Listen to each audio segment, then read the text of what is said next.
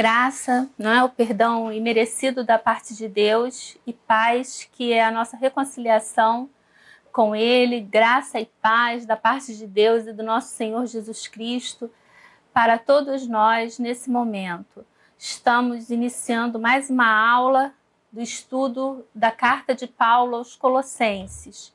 Hoje nós estaremos estudando no capítulo 1 os versículos de 24 até o 29. Eu convido a todos vocês para que abram as suas Bíblias nesses versículos que nós estaremos analisando. Colossenses, capítulo 1, 24 até o versículo 29. Eu passo a fazer a leitura. A missão de Paulo, o mistério do Evangelho. Agora me regozijo nos meus sofrimentos por vós, e preencho o que resta das aflições de Cristo na minha carne, a favor do seu corpo, que é a igreja, da qual me tornei ministro de acordo com a dispensação da parte de Deus, que me foi confiada a vosso favor para dar pleno cumprimento à palavra de Deus.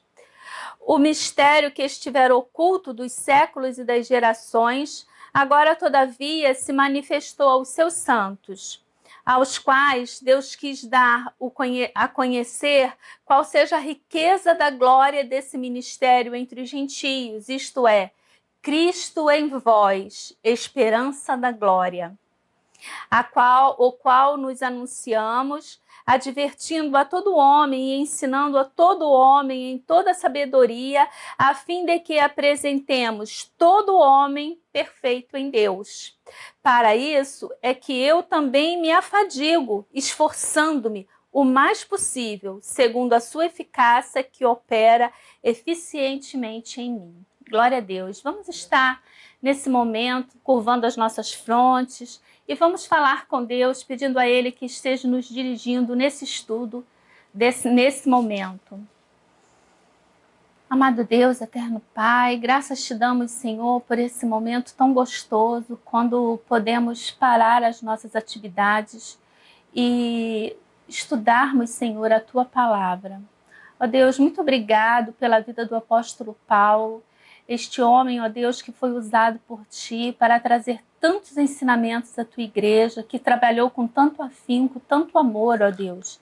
Nós Te glorificamos por essa vida, nós exaltamos, Senhor, o amor que ele tinha, a consciência, ó Deus, do ministério que ele tinha a realizar para os gentios e que alcança, Senhor, a todos nós, ainda nesse tempo presente.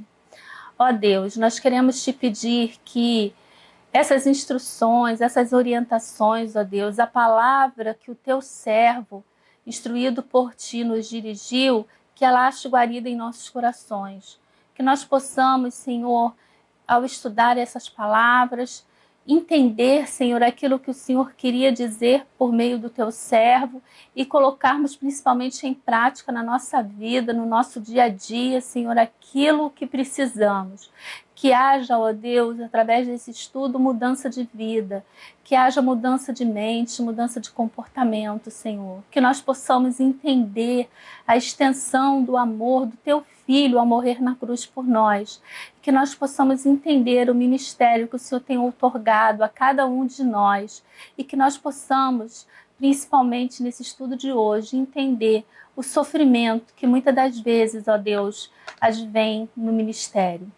Nós aproveitamos esse momento para pedir por todos os teus servos, ó Deus, que exercem o ministério pastoral, que o Senhor possa estar dando consolo, que o Senhor possa estar dando as tuas mais ricas bênçãos, Senhor, para eles nesse momento. Em nome de Jesus, nós oramos e agradecemos. Amém. Irmãos, esse texto de hoje, esse versículo de número 24, ele causa muita polêmica, existe muita dificuldade de interpretação desse versículo e muitas seitas se baseiam nesse versículo para terem a sua teologia, não é? Dentro da seita, eles usam esse versículo para mudar, deturpar a palavra de Deus. Então, antes de nós iniciarmos o estudo mesmo, que vai estar aqui dividido, nós hoje estaremos falando a respeito do ministério de Paulo. Primeiro estaremos falando sobre o ministério de Paulo aos gentios e depois estaremos falando sobre a mensagem de Paulo, e na próxima semana nós iniciaremos, ainda dentro da questão ministerial de Paulo, falando sobre a chamada de Paulo à igreja de Colossenses. Mas hoje estaremos focando principalmente no ministério de Paulo aos gentios e na mensagem de Paulo, que é o que consta nesses versículos de 24 a 29. Mas antes eu queria que nós parássemos para analisar esse versículo de número 24, quando Paulo diz: agora me regozijo nos meus sofrimentos por vós e preencho o que resta das aflições de Cristo na minha carne, a favor do seu corpo, que é a igreja. Então, muitos segmentos religiosos ou seitas, não é, melhor colocando, utilizam esse detalhe aqui, quando Paulo diz que preencho o que resta das aflições de Cristo na minha carne a favor do seu corpo, que é a igreja. E desse texto surgem diversas heresias, como, por exemplo, que uma pessoa, no caso aqui, Paulo estaria dizendo que ele está completando a obra de Cristo, que a obra de Cristo ela não teria sido completa, ela não teria se completado na cruz do Calvário quando ele morre e ressuscita. Quando Cristo morreu e ressuscitou, ele completou toda a obra. Não existe nenhum outro meio pelo qual possamos ser salvos. Não existe, só podemos ser salvos aceitando a Cristo como nosso único e suficiente Salvador. Mas através desse detalhe aqui, que, como nós dissemos na aula passada, o texto, fora do contexto, ele é um pretexto para a heresia.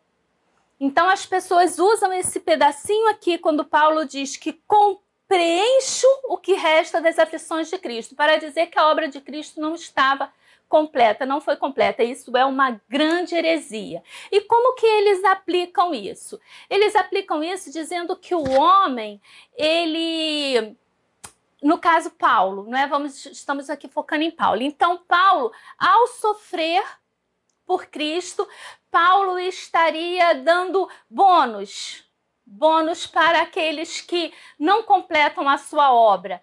Então, funcionaria assim nos nossos dias. Eu, né, vamos me colocar aqui como uma pessoa muito boa, boníssima, né, e que exercesse a graça de Deus em toda a sua extensão e fosse uma pessoa de muitas obras, de muita caridade. Então eu teria realizado além do necessário para a minha salvação. E aí, o que excedesse da minha salvação, eu poderia passar para um ente querido que não fosse tão bom quanto eu fui, que tivesse deixado um pouquinho a desejar ali, né, nas suas práticas religiosas. Isso é utilizado.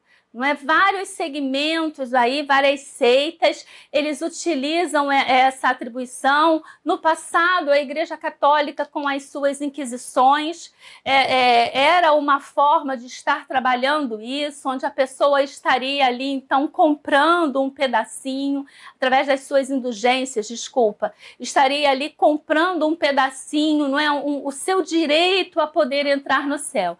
Isso não existe. E nós estaremos explicando à luz da Bíblia e através de alguns estudiosos bíblicos, alguns teólogos, eu trouxe aqui e eu vou pedir permissão aos irmãos para estar lendo agora o que Thomas Cook ele fala a respeito desse texto de Colossenses 1, 24.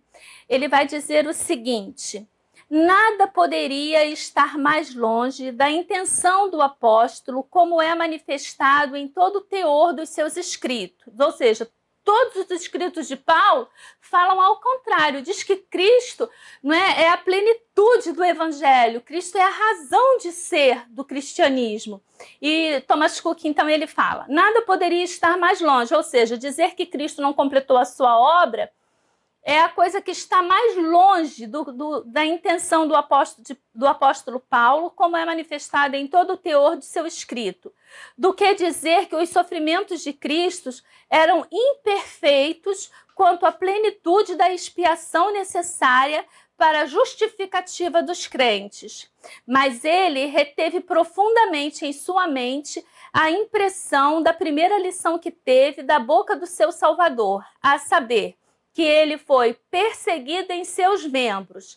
Atos 9, versículo 14, e aí vamos abrir lá. Eu vou pedir para o Mateus depois para colocar esses textos, vou passar para ele para estar colocando esses textos, esses comentários, né, que eu estarei lendo, para os irmãos poderem ter uma melhor dedicação a esse estudo. Mas Atos 9, versículo 4 diz: E caindo por terra, ouviu uma voz que lhe dizia: Saulo, Saulo, por que me persegues? Então, Atos 9:4, ele, portanto, considera como plano da providência que uma certa medida de sofrimento seja suportada por esse corpo da qual Cristo era a cabeça. E ele se alegra em pensar que o que ele suportou em sua própria pessoa, em certo sentido e grau, se assemelha aos sofrimentos do seu adorável Senhor.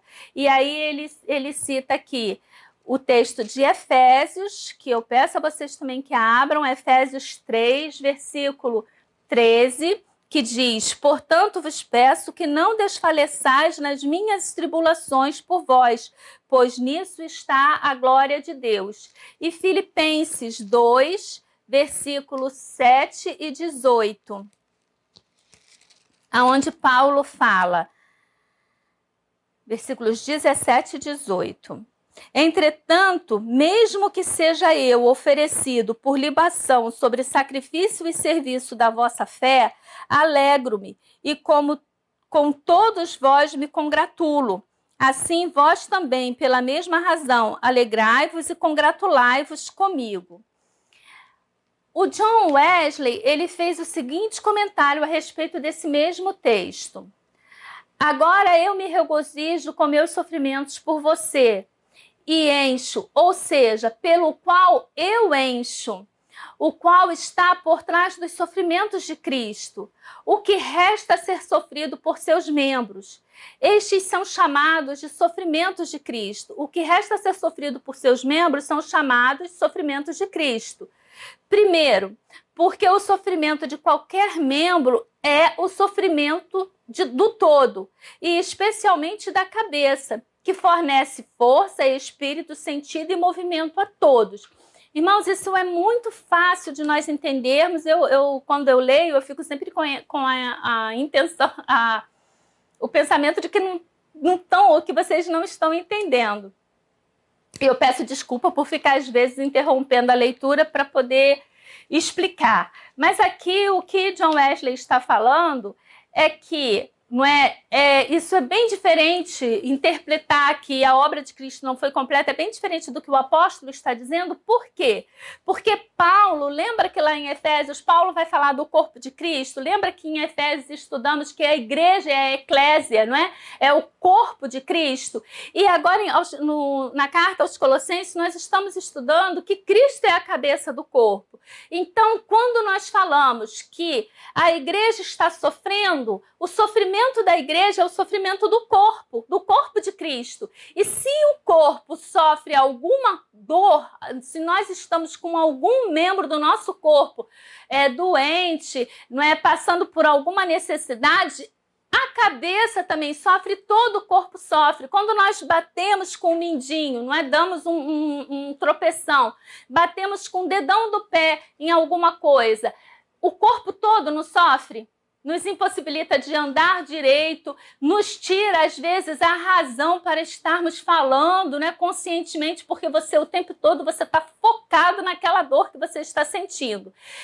E pensar que a cabeça, que é Cristo, sofre essa mesma dor, eu faria a analogia com um membro do corpo amputado. Dizem que uma pessoa que sente muita dor em determinado membro e ela tem aquele membro amputado, ela passa, não é, muito tempo sentindo a dor daquele membro. mesmo o membro não estando mais ali. Então, nós percebemos que a dor, não é, o que diz, não é, que está doendo é o nosso cérebro. Quando nós batemos, o que vai simular para o nosso corpo? O que vai dizer para o nosso corpo que alguma coisa está errada, alguma coisa aconteceu? É o nosso cérebro, é a mensagem que o cérebro manda dizendo que alguma coisa aconteceu errada ali com aquele membro. Então, John Wesley está dizendo que o sofrimento de qualquer membro é o sofrimento de todo o corpo, e especialmente da cabeça, que fornece força, espírito, sentido e movimento a todos os membros. Em segundo lugar, John Wesley vai dizer: porque eles são por causa dele, ou seja, o sofrimento, eles advêm por conta de Cristo, pelo testemunho da sua verdade. E estes também são necessários para a igreja, não para reconciliá-lo com Deus ou satisfazer pelo pecado, porque Cristo já fez isso perfeitamente, mas, por exemplo, para outros, aperfeiçoando os santos e aumentando a sua recompensa. Então, aí está. Não é? Eu trouxe esse comentário, não é? Esses textos de 2 comentaristas. Eu trouxe um outro texto também, que aqui é do livro, não é, que temos estudado para trabalhado em cima desse livro, Colossenses e Filemão, introdução e comentário, de Ralph Martin.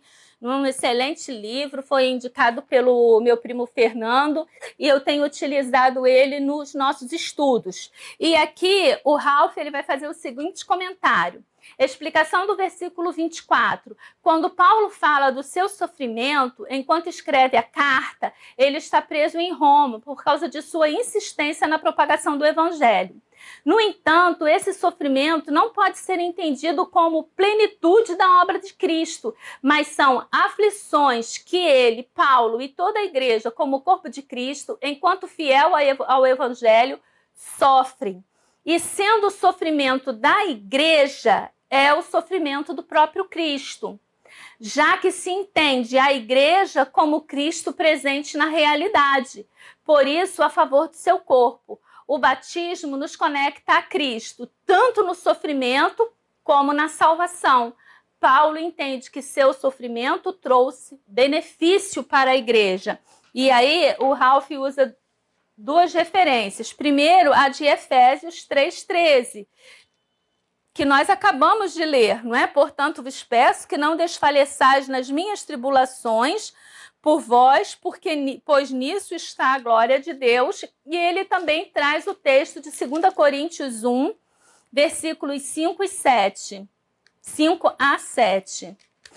Paulo diz o seguinte aqui na sua segunda epístola aos Coríntios: porque assim como o sofrimento de Cristo, como os sofrimentos de Cristo se manifestam em grande medida a nosso favor, assim também a nossa consolação transborda por meio de Cristo. Mas se somos atribulados, é para o vosso conforto e salvação. Se somos confortados, é também para o vosso conforto, o qual se torna eficaz, suportando vós, com paciência, os mesmos sofrimentos que nós também padecemos. A nossa esperança a respeito de vós está firme, sabendo que, como sois participantes dos sofrimentos, assim os sereis também na consolação. E o capítulo 4, versículo 10 a 12, Paulo vai dizer o seguinte: levando sempre no corpo o morrer de Jesus, para que também a sua vida se manifeste em nosso corpo. Porque nós que vivemos somos sempre entregues à morte por causa de Jesus, para que também a vida de Jesus se manifeste em nossa carne mortal, de modo que em nós opera a morte, mas em vós a vida. Então aí está essa explicação que eu queria trazer logo de cara, assim, no nosso estudo, para que os irmãos possam, não é, responder à luz da Bíblia quando forem indagados, não é, a respeito disso. Qualquer coisa que diga que Cristo não é suficiente para a nossa salvação, qualquer coisa que diga que qualquer teologia, qualquer heresia, não é, qualquer pessoa que chegue para você e diga que Cristo não é o suficiente para a nossa salvação, que o sacrifício dele não foi suficiente, é uma tremenda heresia, e os irmãos agora têm esses textos e podem estar estudando, meditando e combatendo, não é? Respondendo à luz da Bíblia aquilo que a palavra de Deus nos explica.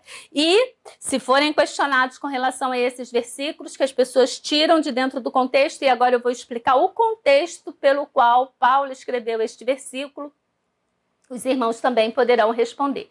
Então vamos agora, não é, introduzir aqui e dizer o contexto em que Paulo escreve esse texto, o contexto em que Paulo começa a falar aqui para a igreja de Colossenses a respeito do seu ministério. Nós vimos que Paulo começou dando a saudação à igreja, não é? Paulo falou ali, deu ações de graças pela igreja. Ele falou que a igreja tinha ali, ele dava graças a Deus pela fé, pelo amor, pela esperança.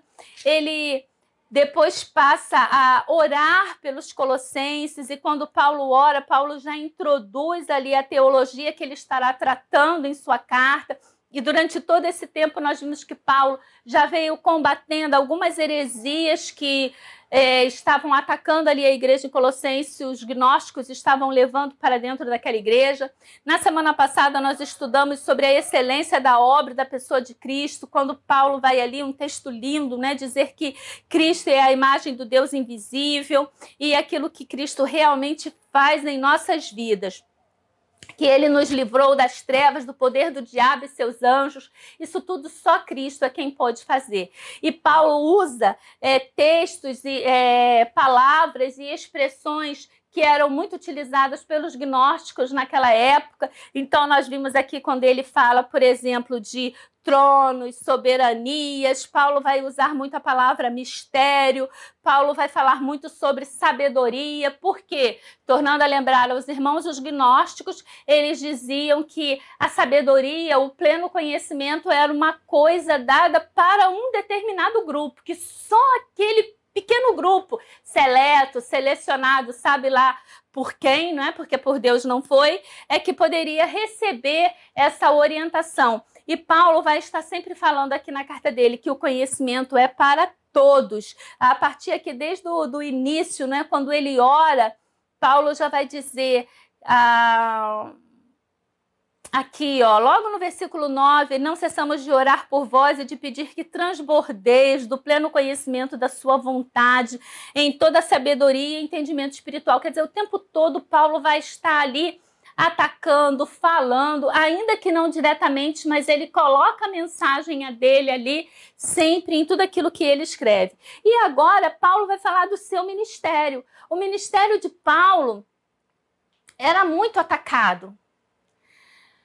Porque quando nós estudamos a palavra, eu estava refletindo bem sobre essa questão, quando já desde a semana passada estava preparando os estudos, porque eu fiquei pensando, sabe, irmãos, realmente assim, eu costumo sempre pensar da seguinte forma: se o apóstolo Paulo vivesse nos nossos dias, qual seria a nossa reação com relação ao apóstolo? Será que o veríamos como o grande apóstolo Paulo? Ou será que estaríamos carregados dos nossos preconceitos, das nossas manias, da nossa presunção de grandeza? Quando você é questionada a respeito de um grande ministério, se eu perguntasse, estivesse aqui pessoalmente com o irmão e eu perguntasse para você, olha, me cita aí um ministério que você considere grandioso, quem você citaria? Quem você diria que tem um ministério grandioso, um ministério glorioso, um ministério que é abençoado por Deus? Olha, eu não estou com você, eu não sei nem quais são as pessoas que estão me assistindo, mas eu digo quase que com toda certeza que nós citaríamos, você me citaria ministérios grandes, grande número de ovelha, grande número de pessoas frequentando aquela igreja. Mas nós citaríamos esse contexto, citaríamos ministérios onde possuem um grande número de pessoas, onde tem 10 mil membros, onde existe 5 mil membros, uma pessoa que tem diversas pessoas sendo seguidas no Facebook, no Instagram, no YouTube. Então, esses seriam considerados os grandes ministérios. Se nós formos comparar com o ministério de Paulo, quando Paulo vivia, porque eu sempre falo, é diferente a nossa forma de olhar Paulo hoje, porque nós conhecemos toda a história e nós sabemos quão grande importância o apóstolo tem sobre a nossa vida e sobre a vida da igreja. Mas eu peço que você se coloque dentro do contexto em que as coisas estão acontecendo. Você consideraria Paulo um grande apóstolo, ele sendo preso, a quantidade de vezes que ele foi preso? Ele tendo que trabalhar para poder se sustentar, porque algumas pessoas questionavam a sua idoneidade com relação às coisas financeiras, porque Paulo arrecadava dinheiro para as igrejas, para a igreja em Jerusalém e para algumas outras igrejas que estavam em dificuldade financeira, e alguns questionavam essas arrecadações que Paulo fazia. Você consideraria Paulo um grande apóstolo, ele sendo questionado como ele era com relação à sua autoridade apostólica? Isso são pensamentos que nós precisamos, assim, parar, nos perguntar, para que nós possamos entender como era a vida desse apóstolo e como ele sofria, porque ele tinha plena consciência de que o que ele estava fazendo era uma coisa mandada por Deus, que ele estava cumprindo a ordem de Deus. Ele tinha pleno conhecimento de que ele precisava trabalhar sem cessar para que o evangelho pudesse ser propagado e pudesse ser levado àquelas pessoas.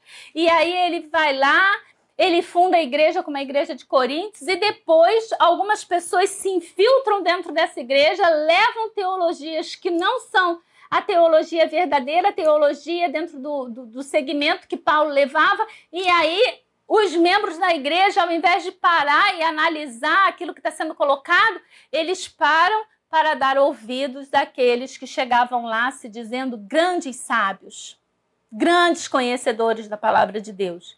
Então é dentro desse sentido que Paulo está falando aqui. Ele vai dizer, olha, eu me regozijo no meu sofrimento. Quando Paulo diz que ele se regozija no seu sofrimento, é porque Paulo tem pleno conhecimento de que o sofrimento dele é para que muitas pessoas pudessem receber e crer em Cristo como único e suficiente Salvador.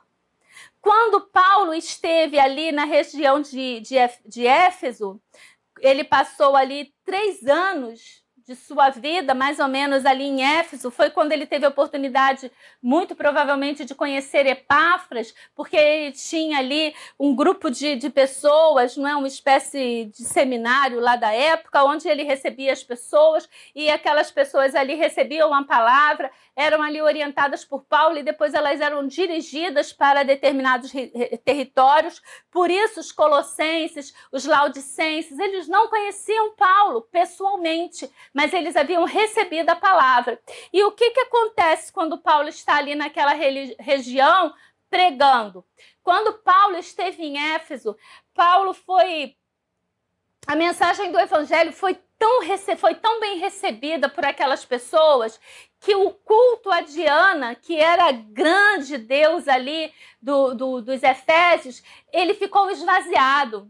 E aí os líderes daquela cidade, eles resolveram prender Paulo. E olha o que Paulo fala lá em 2 Coríntios a respeito desse tempo que ele passou ali em Efésios, sendo perseguido por essas pessoas, porque eles queriam matar Paulo, porque Paulo estava atrapalhando os negócios dele. Então a gente observa que muitas das vezes aquela pessoa que não está tendo, a seu ver, ao nosso ver mundano, terreno, um bom ministério, na verdade o que está acontecendo com essa pessoa é uma grande perseguição.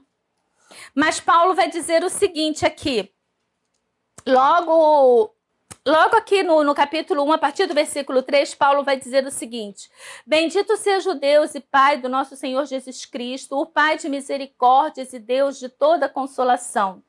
É Ele que nos conforta em toda a nossa tribulação, para podermos consolar os que estiverem em qualquer angústia, com a consolação com que nós mesmos somos contemplados por Deus. Porque assim como o sofrimento de Cristo, os sofrimentos de Cristo se manifestam em grande medida a nosso favor, assim também a nossa consolação transborda por meio de Cristo.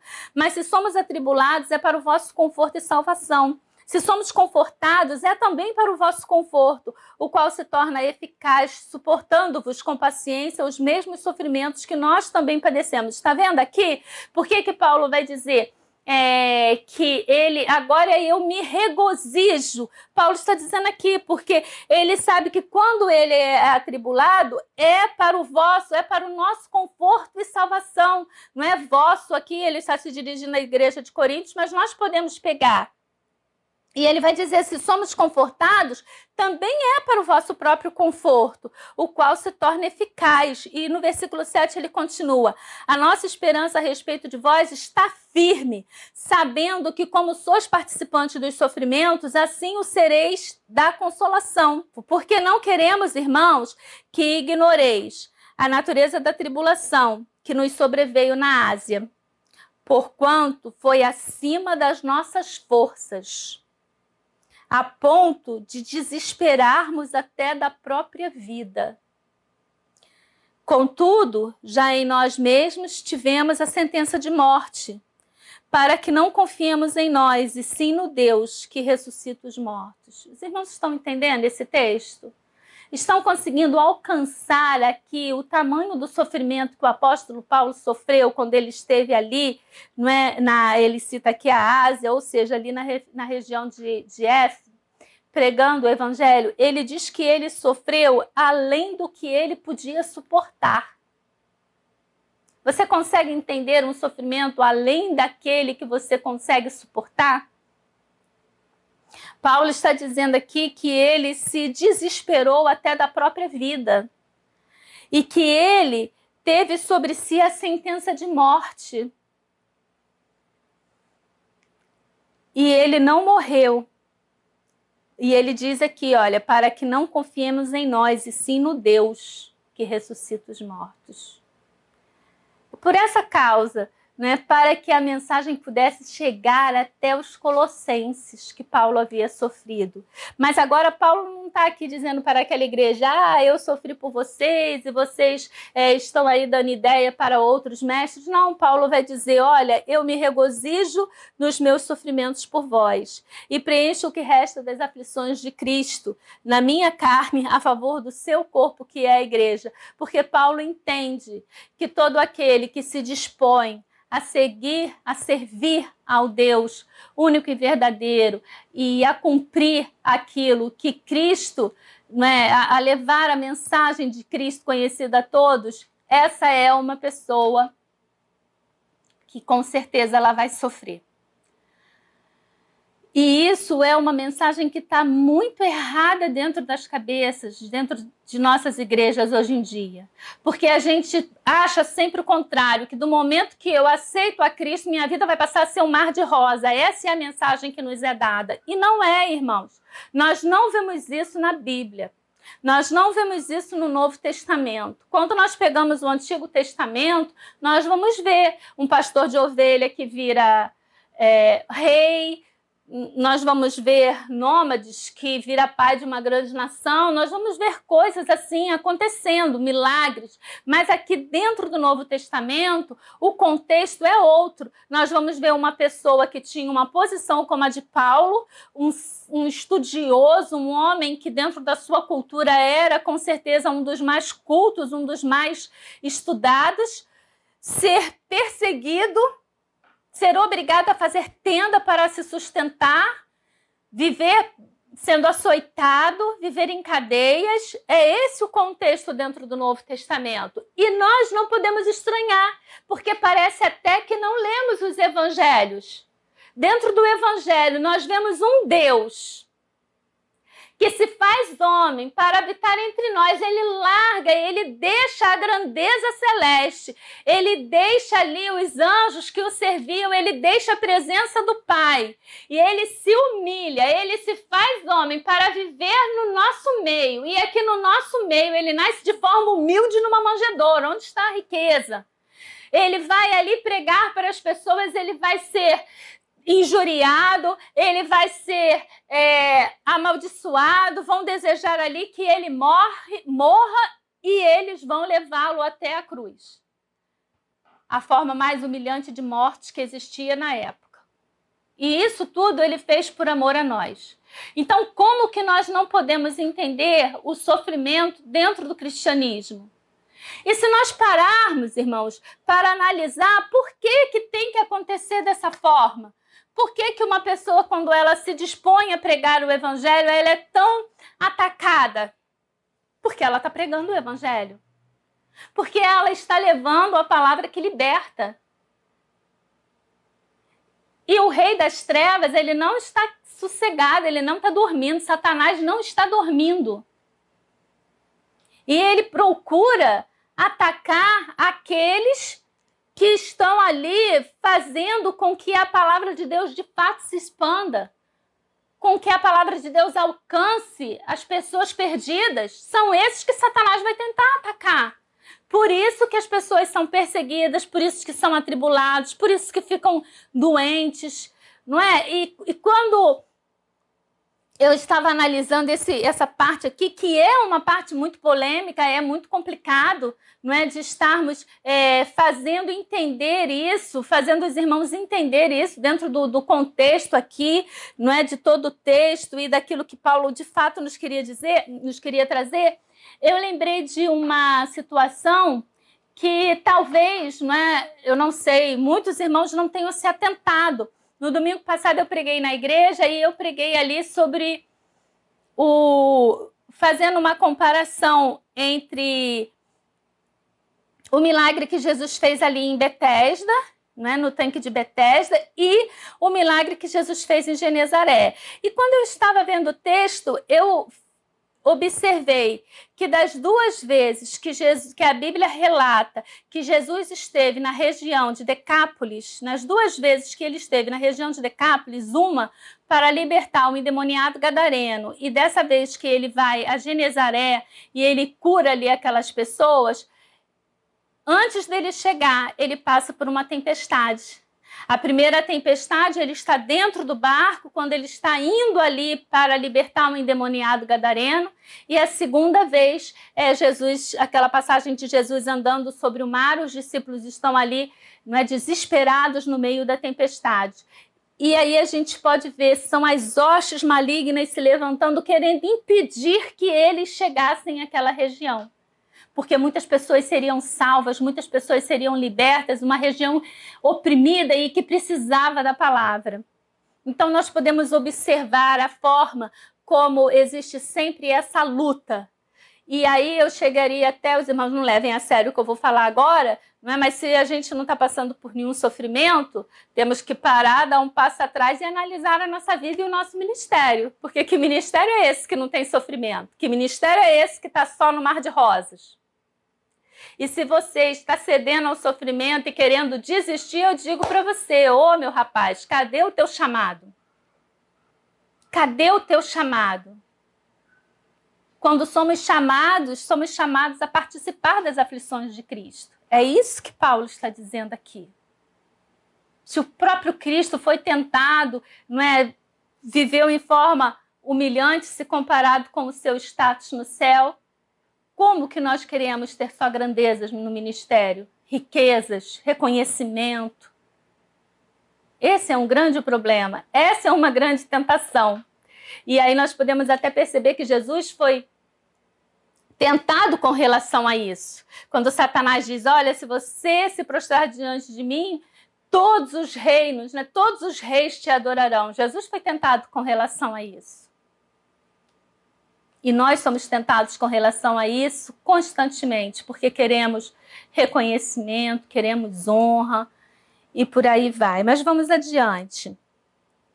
Paulo vai dizer, a grande alegria da observação inicial de Paulo é explicado pela razão que ele dá o seu sofrimento. O sofrimento dele é por eles, pelos novos, pelos crentes, pela igreja primitiva, não é? São por vós. Quando Paulo diz preenche o que resta das aflições de Cristo ou cumpra o resto das aflições de Cristo, ele não quer dizer que o sofrimento de Cristo foi incompleto ou insuficiente para salvá-lo, nem que haja uma parcela pré-determinada que deve ser pago por todos os crentes. O que Paulo está dizendo é que o sofrimento é inevitável ao levarmos as boas obras de Cristo ao mundo.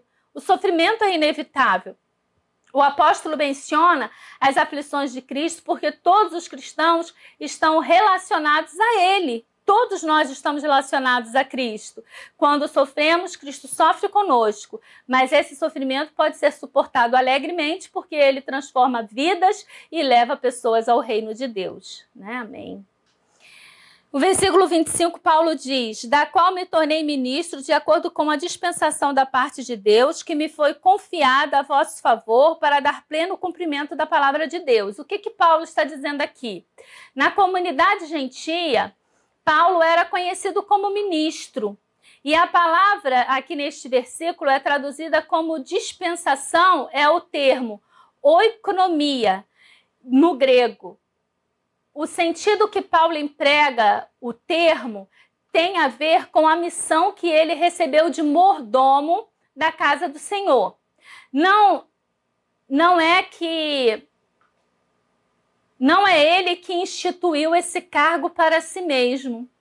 Por isso que Paulo, sempre quando ele começa as cartas, ele fala, não é, da parte de Deus. Aqui, aos Colossenses, ele vai falar, ó, Paulo, apóstolo de Cristo Jesus, por vontade de Deus. Então, Paulo sabe que o ministério dele de mordomia, como diaconia, né, esse ministério, ele veio da parte de Deus. Então, o sentido em que Paulo emprega o termo de dispensação aqui tem a ver com a missão que ele recebeu de mordomia da casa do Senhor. Não é ele que se instituiu nesse cargo, como fazem algumas pessoas nos nossos dias, mas ele foi chamado e instituído pelo próprio Senhor da igreja. Seu serviço, como ele entende, está em fazer o plano de Deus acerca de toda a realidade a partir do Evangelho e da obra vicária de Jesus Cristo. A segunda parte do nosso estudo de hoje fala sobre a mensagem de Paulo e está contida aqui nos versículos 26 e 29. Os falsos mestres de Colossos, eles acreditavam que a perfeição espiritual era um plano secreto e escondido, que apenas algumas pessoas privilegiadas poderiam descobrir. Seu plano secreto deveria ser exclusivo. Paulo afirma que está proclamando a palavra de Deus em sua plenitude, não apenas uma parte do plano. E essa mensagem é para todos. Então, todos nós que buscamos a Deus, irmãos, podemos receber pleno conhecimento da sua vontade. Essa foi a oração de Paulo lá na carta aos Efésios, para que aqueles irmãos pudessem ser cheios do pleno conhecimento de Deus. E aqui Paulo está, aos Colossenses, Paulo vai pedir que eles sejam cheios do conhecimento, plenos, não é, do conhecimento da vontade de Deus. Então isso está ao alcance de todos. Basta você querer estudar, se dedicar. Você não vai adquirir conhecimento vindo sobre você sem que você busque. Quando nós buscamos, quanto mais nós buscamos, mais nós somos cheios desse conhecimento. Agora, se você não pega a Bíblia para estudar, se você não pega a Bíblia para ler, se você é crente que só conhece versículos de caixinha de promessa, sem entender o contexto em que aqueles versículos foram ditos, você não vai ser cheio do pleno conhecimento da glória de Deus. O versículo 26, Paulo vai dizer: o mistério que estivera oculto dos séculos e das gerações, agora todavia se manifestou aos seus santos. Esse versículo aqui, ele é importante, prestem atenção, porque Paulo, ele diz que o conhecimento está ao alcance de todos, mas agora Paulo vai dizer que esse mistério esteve oculto, O que Paulo quer dizer aqui quando ele diz que o mistério esteve oculto? O mistério foi revelado por meio de Cristo. Quando estudamos a carta aos Efésios, nós também falamos sobre esse ponto, não é? Que com Cristo foi revelado todo o mistério, então agora não tem mais nada para ser revelado. E aqui Paulo está dizendo, olha, o mistério que estiver oculto dos séculos e das gerações, agora todavia se manifestou aos seus santos. Então agora não existe mais mistério. Olha como nós hoje somos privilegiados se comparados com aquelas pessoas que viveram anteriormente, antes da revelação completa de Deus. Em Cristo, houve, né? Nós estudamos ali que ele é a imagem do Deus invisível, ou seja, ele é a imagem do Deus que resolveu se revelar, e quando Deus se revela, ele se revela por meio de Cristo, e através da revelação de Cristo, todo o mistério que estava oculto antes passa a ser revelado. Ali na carta aos Efésios, lembra que Paulo vai falar que é a nova comunidade, não é? A nova sociedade formada por Cristo, que é ali o mistério que Paulo revela, está ali trazendo, é justo a mensagem, não é? Cristo também para os gentios. E olha que lindo que Paulo vai dizer aqui, eu acho esse versículo lindo, porque Paulo vai dizer no 27, os quais Deus quis dar a conhecer qual seja a riqueza da glória desse mistério entre os gentios. Isto é, Cristo em vós, esperança da glória. É Cristo dentro de cada um de nós. Isso é lindo, irmãos, né? Glorifiquemos a esse Deus que se revela e que habita dentro de cada um de nós. Isso é o grande mistério de Deus revelado. E Paulo vai dizer aqui, o qual anunciamos, advertindo a todo homem. Observem esse versículo. Paulo vai repetir 3 vezes todo homem. Isso aqui é uma cutucada que Paulo está dando lá nos gnósticos, que diziam que a sabedoria era para um grupo exclusivo. Então Paulo o tempo todo ele incute ali a mensagem, né, ainda que de forma, né, objetiva, mas né, subjetivamente ele bota ali a mensagem para atacar esses falsos mestres gnósticos. E aqui Paulo vai dizer, o qual nós anunciamos, ou seja, Paulo anuncia, não é? Cristo em vós, esperança da glória, advertindo a todo homem, não tem exceção, ensinando a todo homem em toda sabedoria, a fim de que apresentemos todo homem perfeito diante de Cristo. Todo homem pode se apresentar perfeito diante de Cristo. O mistério foi revelado, o mistério está aqui. E quando nós lemos a palavra de Deus, ele abre as nossas mentes, ele abre os nossos corações e ele se revela para cada um de nós. Não deixe de usufruir do grande privilégio que nós temos. E Paulo encerra aqui, né? Nós encerramos aqui com o versículo 29, quando Paulo vai dizer, para isso é que eu também me afadigo, esforçando-me o mais possível, segundo a sua eficácia que opera eficientemente em mim. Então aqui Paulo vai dizer que ele se cansa, ele se esforça o mais possível, não é, para poder levar essa palavra, essa mensagem a todos. E aí, irmãos, já encerrando, eu gostaria de refletir e que todos nós refletíssemos como que nós somos sensíveis, não é, irmãos? Como que nós abrimos mão de forma tão fácil daquilo que Deus coloca a nosso encargo. Como que nós nos deixamos ser levados pelas glórias terrenas, pelos reconhecimentos terrenos e esquecemos de Deus, esquecemos da palavra verdadeira de Cristo.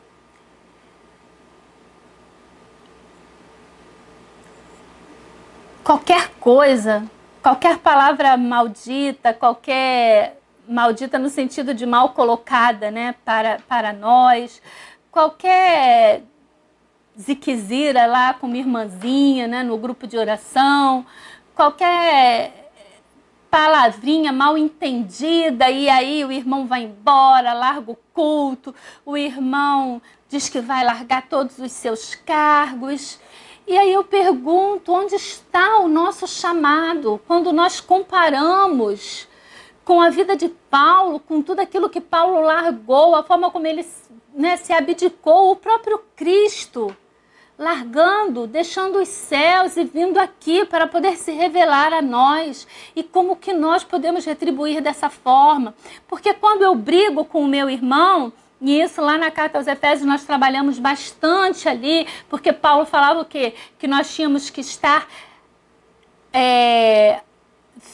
alicerçados e arraigados em amor.